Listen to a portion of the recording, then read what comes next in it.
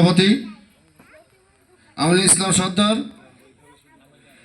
আরও উপস্থিত আছেন ইউনিয়ন নেতৃবৃন্দ, আমাদের মাঝে উপস্থিত আছেন উপজেলা বিএনপির সিনিয়র সহসভাপতি আবুল কালাম আজাদ, আরও উপস্থিত আছেন 4 নম্বর ওয়ার্ডের নেতৃবৃন্দ, আরও উপস্থিত আছেন বিভিন্ন সহযোগী সংগঠনের নেতৃবৃন্দ।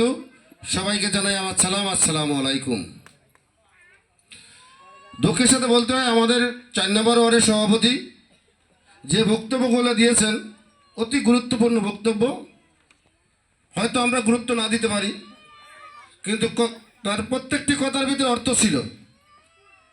কারণ আমাদের যারা নেতাকর্মী ছিলেন আছেন, আজকে অনেকেই বলেন এটা পালাম না ওটা পালাম না, কিন্তু সবচাইতে বেশি কি পেয়েছি বলেন দিনে?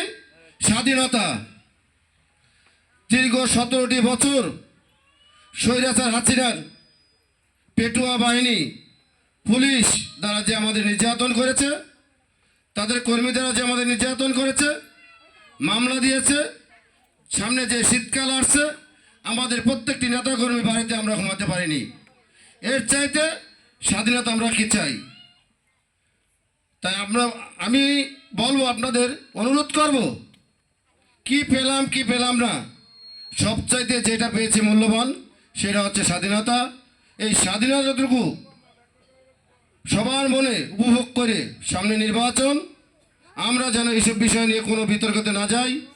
আমি সবাইকে অনুরোধ করব, সামনে নির্বাচনে কিভাবে আমাদের প্রার্থী যে নমিনি হবেন, চুয়াডাঙ্গা জেলা বিএনপির সম্মানিত সভাপতি মাহমুদ হাসান বাবু ভাই, তাকে যেন এমপি হিসাবে আমরা দেখতে পারি, তাহলেই আমাদের সার্থকতা আসবে।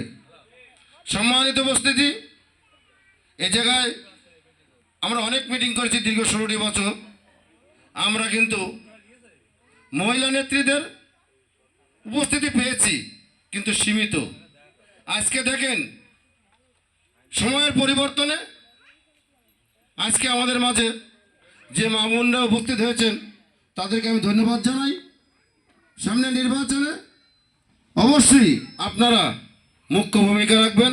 প্রত্যেকটা মা বোনের কাছে দাঁড়িয়ে দাঁড়িয়ে যে আপনারা ভোট চাবেন, আমাদের এলাকার সন্তান মাহমুদ হাসান বাবু ভাই অবশ্যই আমাদের জন্য তাকে নির্বাচিত